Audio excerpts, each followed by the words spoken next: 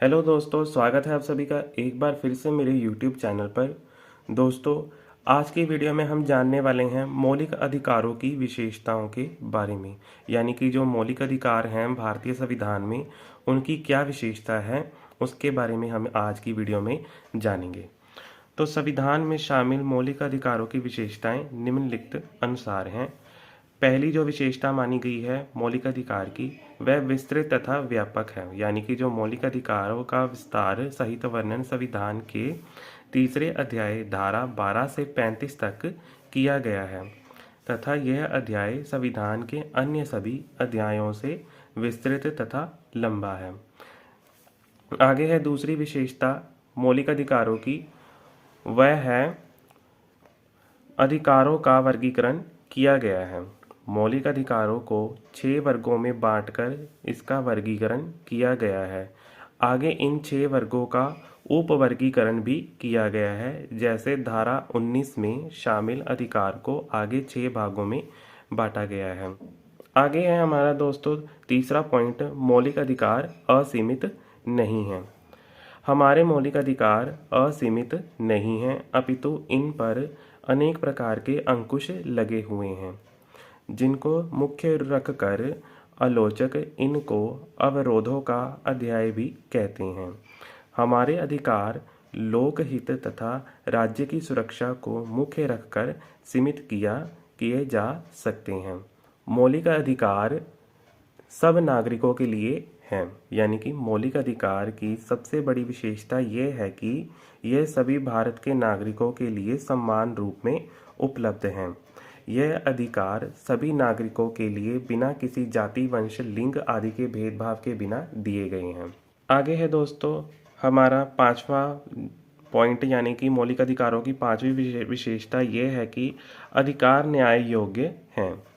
मौलिक अधिकार न्याय योग्य हैं तथा यह इनकी रक्षा के लिए न्यायालयों की शरण ले सकते हैं।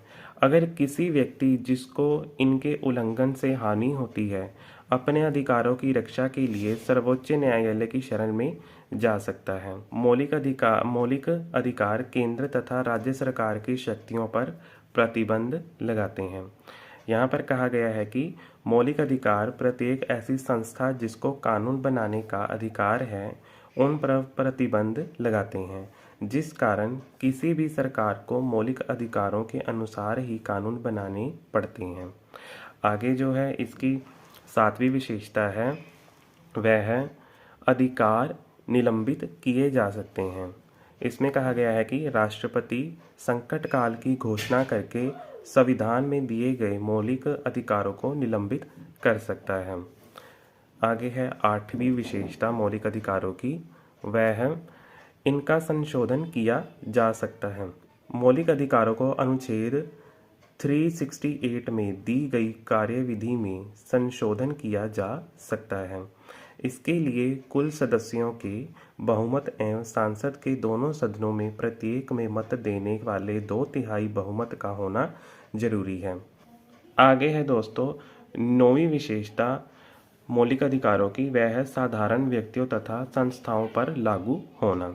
इसमें कहा गया है दोस्तों मौलिक अधिकारों का प्रभाव तथा सरकारी संस्थाओं के अतिरिक्त गैर सरकारी व्यक्तियों और संस्थाओं पर भी है।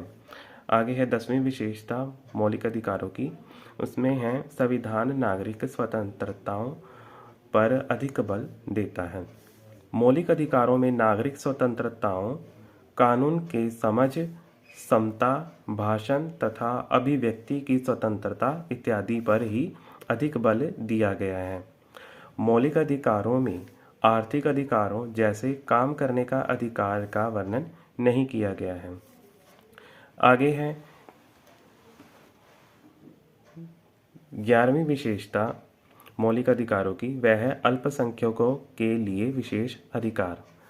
यहाँ पर कहा गया है कि भारत का संविधान धर्म और भाषा के आधार पर पाए जाने वाले अल्पसंख्यकों को मान्यता प्रदान करता है और अल्पसंख्यकों के हितों की रक्षा के लिए विशेष प्रबंध किए गए हैं ताकि वह स्वयं को सुरक्षित अनुभव करें। आगे है हमारा 12वां पॉइंट मौलिक अधिकारों की विशेषता के लिए, मौलिक अधिकार भारतीय नागरिकों तथा विदेशियों में अंतर करते हैं। इसमें कहा गया है कि दोस्तों कुछ अधिकार विदेशियों तथा नागरिकों को समान रूप में प्राप्त हैं, जैसे कि कानूनी समानता, धार्मिक स्वतंत्रता तथा जीवन का अधिकार, परंतु कुछ अधिकार केवल नागरिकों को ही प्राप्त हैं, जैसे भाषण देने की स्वतंत्रता, विचार प्रकट करने की स्वतंत्रता, सभाएं बनाने की स्वतंत्रता, घूमने फिरने का अधिकार भी भारतीय लोगों को प्राप्त है। तो उम्मीद करता हूँ कि दोस्तों आप सभी को आज की मेरी ये बनाई हुई वीडियो पसंद आई होगी। अगर दोस्तों आप सभी को आज की मेरी ये बनाई हुई वीडियो पसंद आई तो लाइक कीजिए, कमेंट कीजिए और सब्सक्राइब कीजिए। अभी के लिए मुझे दीजिए इजाज़त। धन्यवाद।